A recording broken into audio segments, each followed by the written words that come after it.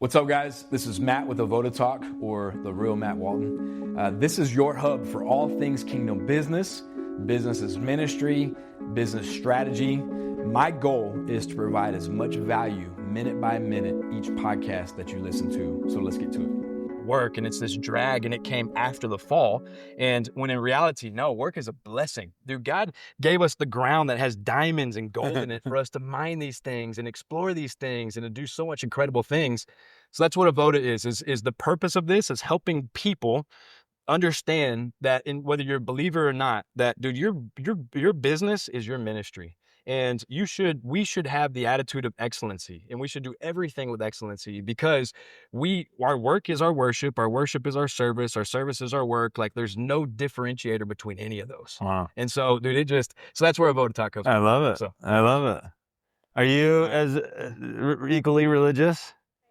And is that a family thing? I didn't know if maybe like you found God and when you were away, or just curious how that.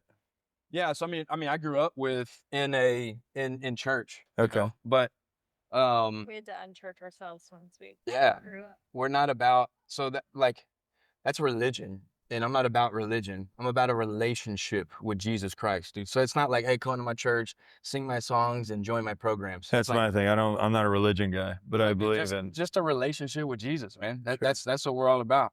So when I got out, I got out when I was like 24, but when I got out, dude, I climbed the ranks pretty quickly at a company that I was working for, to where I bought a house, had multiple cars, dirt bike, that kind of deal.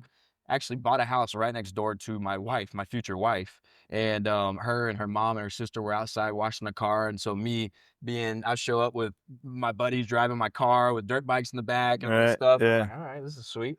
So that house turned out to be, dude, a dope dealer, prostitute haven. So I spent the next 7 years with more dope than you can possibly imagine. Wow. And with more crazy stuff going on in there than I care to share. And when I had been up for days. So keep in mind, I had a business at this point too. I had a design build business where I was doing like very high end backyard spaces, where I was designing them and building them, and building hundreds of thousands of dollars worth of projects, like single projects that cost, $300,000 in the backyard. Sure. So while I was doing all that nonsense, so, it's a tough gig to keep that all together. Goodness, man. So I ended up, man, God ended up and there's a scripture that talks about how Jesus left the 99 and pursued the one, and there was one that got away. And so he left the 99 to go grab that one. And I was that one, so Jesus chased me down, and I had avoided it, because I didn't have anybody in my life that, dude, nobody talked about Christ. Nobody in that way. Nobody lived a life that was saying they served Jesus in a way that I wanted to mimic. It was like, okay, Fair. Why are you imprisoned? Why are you no different than anybody else? So the one that was different, though, this is going to sound weird, was Tim Tebow. I don't know the guy, but seeing him, I'm like, dude, that guy's got something that I want. And so I ended up, man, and had been up for like 12 days at this point. Told my wife, she wasn't my wife at the time, she was living with me, and she's a nurse, and ended up gave my life to the Lord that night. And surrendered everything over to him, fell asleep somehow, woke up the next day. I was being watched by the police. And so I had a mentor that, while I was being watched or followed, had police sitting outside my house, I would literally hop in the car and go talk to a mentor of mine and just go over there and to get away and to be in a safe place. And when I gave my life to the Lord, I let everybody know, let my family know, everybody know. And dude, everything changed at that point. Dude, I quit using. It took me about 60 days after that to quit using. And then finally I woke up one day, I hadn't been able to smell the air, see the blue skies, hear birds chirp since I was 9. I was that kid always in trouble, suspended from school, always, all those things. So, when I gave my life to the Lord, man, it was, I changed everything I was consuming. And literally everything that I was consuming, from like TV, music, everything. And I switched podcasts with like, guys that were talking about kingdom business stuff or Christian business stuff. I switched YouTube with preaching. I switched, hardcore rap with Christian rap, like that kind of deal, And then 60 days goes by, man, and I woke up one day and I was free from everything. I was free and I was walking in this authority and power that I can't even describe. And then from there, had the opportunity to, I started being invited on podcasts, had the opportunity to buy this business. I brought my mom and dad in on the business, my wife in on the business, brought my sister in on the business. Now, because of everything that they have done, we're at a point now to where I've got to get other people in there because we're kind of outgrowing it. Yeah. So it's just, I wouldn't be here without this relationship. And so I'm not one of those guys that's like, do we have to view? Dude, it's like, no, man. Dude, if I don't live a life that makes somebody question it and be like, what does that guy got? I'm doing something wrong, man. And so I talk about it a lot because it's just my life. Yeah. And I love the Lord, man. If it wasn't for him, man, I wouldn't be here. That's incredible. That's it, man. That's a beautiful story. Yeah. Wow. This is the Bible, huh? That's it. Now, is this like you always keep Bible? It is, man. I take it with me everywhere. Yeah. I used to. Can I touch it and look at it? Dude, absolutely. Okay. It used to be guns and drugs with me everywhere. Now I take that with me everywhere. You won't find me at a lunch or dinner without it. Really? Yeah. Wow. Yep. And you feel free, huh? Dude, it's the what do you feel restricted and restrained by? Let me ask that. Yeah. Me, my mind, myself.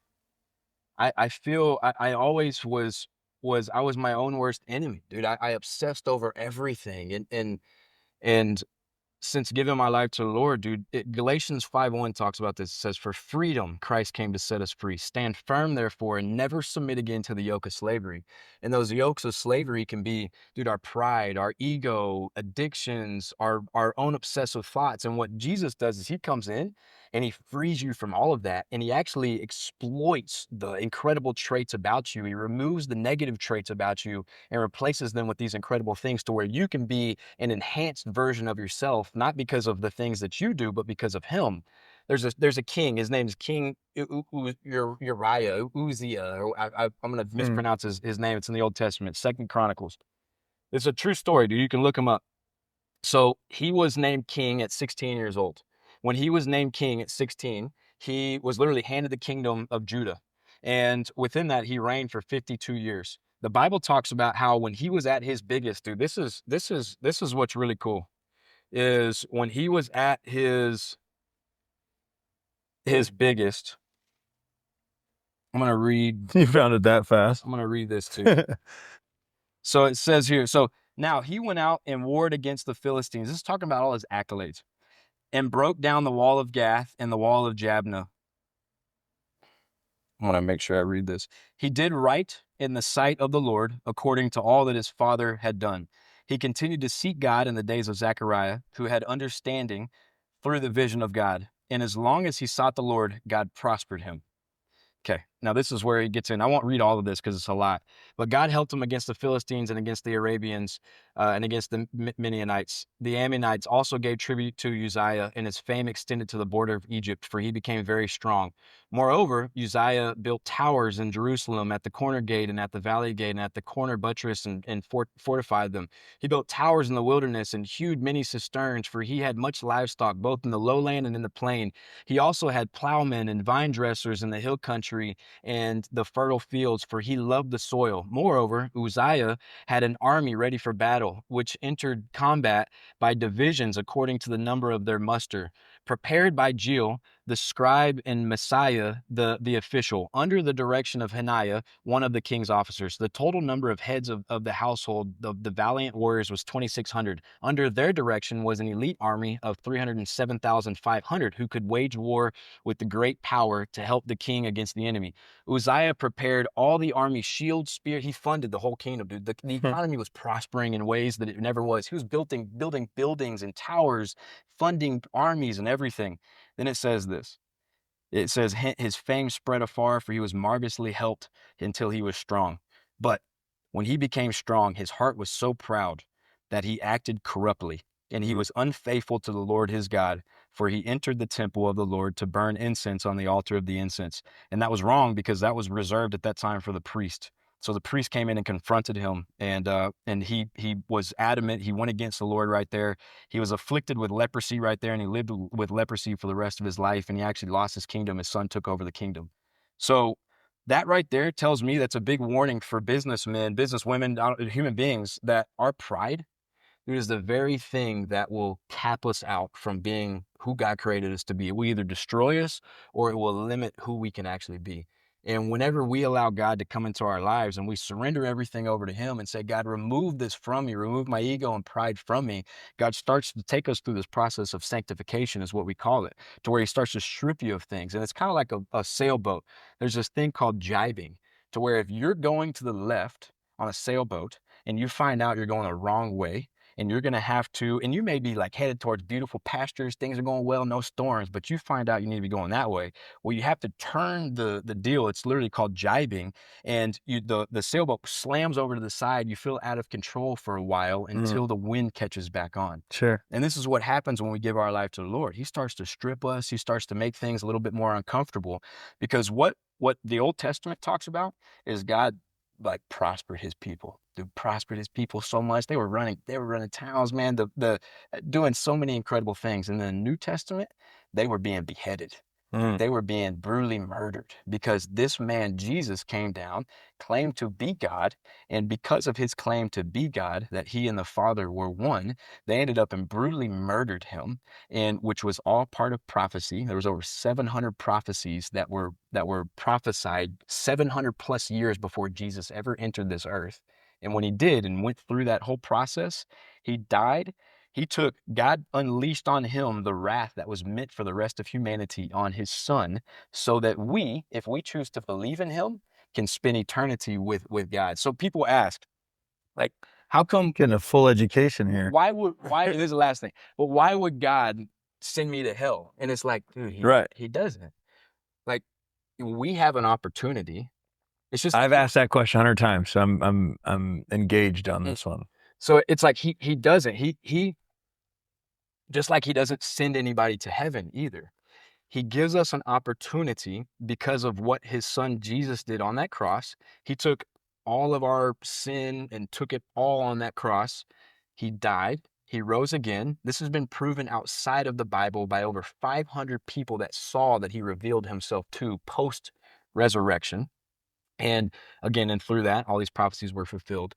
And so we have the ability to either give our lives to come into alignment with that. And if we do, then we get to have a relationship with God, freedom, all these things that are just, that I can't even describe outside of just words.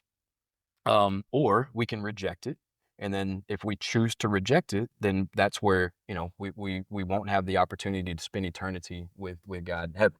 So it's your choice. God gives us a choice. Are you going to accept the free gift that God extends to us, or are you going to deny it? And the Bible talks about, there's the majority of people that talk like I do ain't gonna make it. It literally talks about many. And that word many means, like, it literally, if you trace that back to the Greek or the Aramaic, it means the majority. And so that means 51+% of people that claim to know and serve Jesus Christ won't actually inherit the kingdom of God.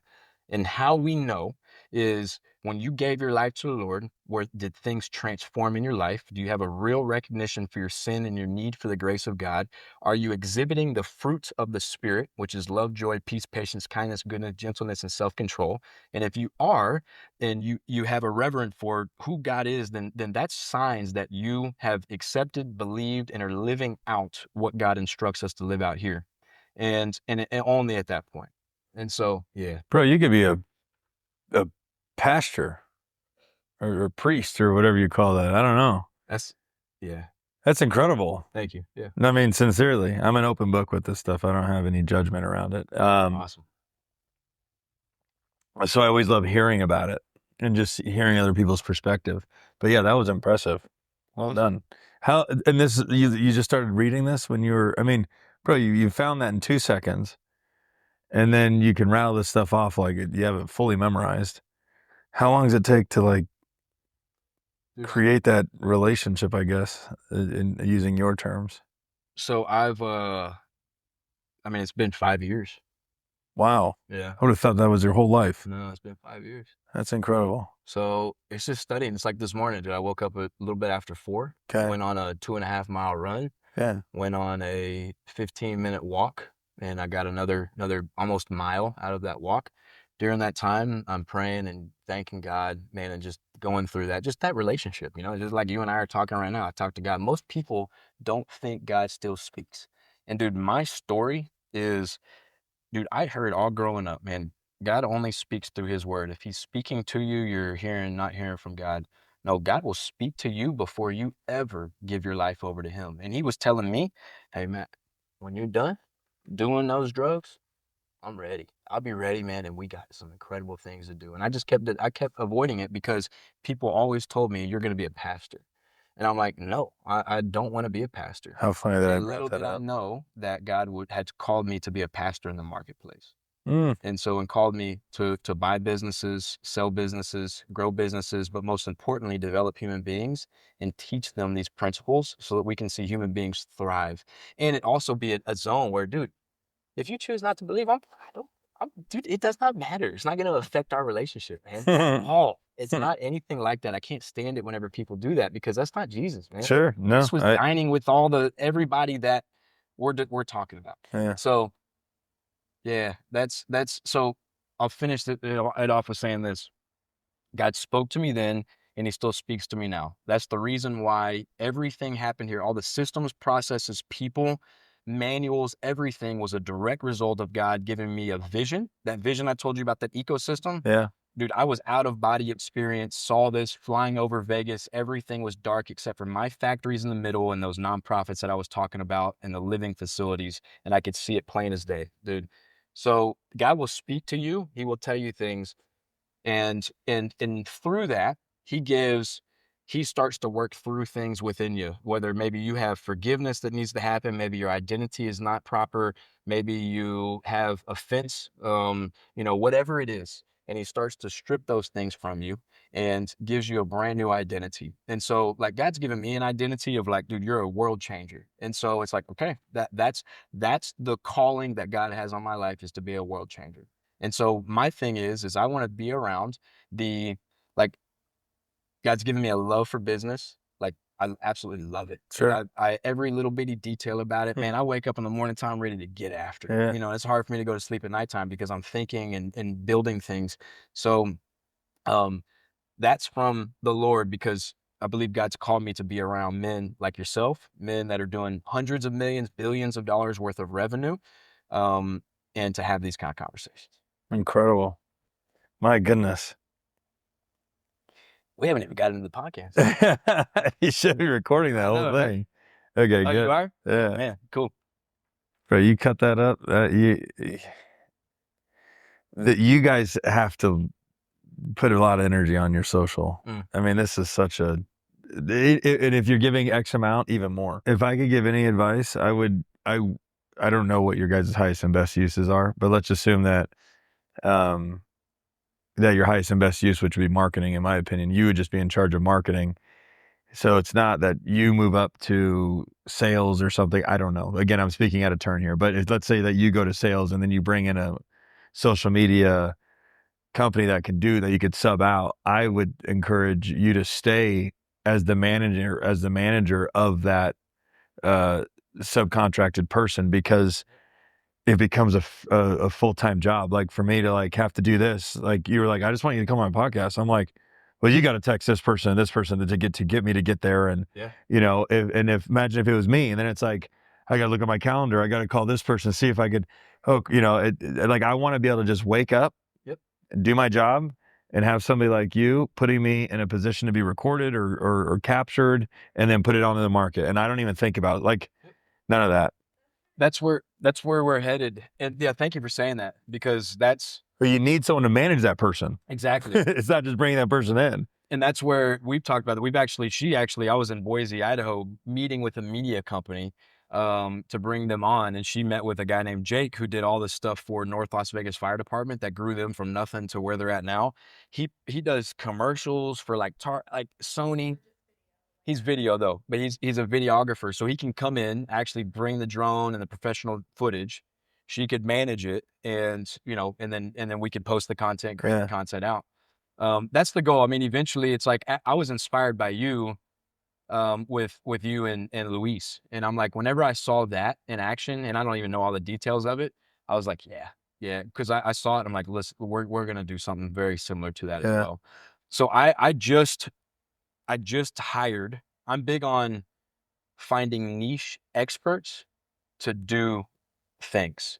If that makes any sense. So if I'm looking at this thing and I'm saying, okay, well, I need, I could dive into marketing and do all the things and delegate it out to 5 or 6 different people and do all that. But that takes me away from doing everything else. That's what I'm saying. That's a you task, not a you task. Exactly. Don't do that. Yeah. So this company, they're called Wizard of Ads. They're the reason why you know who Rolex is. There's a reason why you know who A1 Garage is. They're the reason why you know who Gettle is, GBTTO with the flashlight. So I just hired them. And I have a 30-day out with them. And then Luis texted me the other day about talking about that stuff. And so I'm like, okay. So I'm continuing to interview people because I would love to piece it together or delegate it out to them and then do it a little bit different model than that right there. Growing the brand and doing all the things. So to be clear, a really good implementer. I mean, because I'm a visionary in my space. It's important that I'm like surrounded by executors. Yep. Yeah, because it's like the second I have a thought and a vision, I'm on to the next thought and vision. But anyway, I wouldn't let those other guys go. Talk to Luis because we only do videography and social media. Okay. So if there's other value that they're bringing to the table, I don't want you to not get that service that I think could be of value to you. But Luis speaks that language, but I just think you have an incredible product that would explode. And then you behind it, like, yeah, you guys have something special here. Thank you. Thank you, man. And yeah. Thank you. Congrats. Okay, what do you got? Let's go. Let's do it.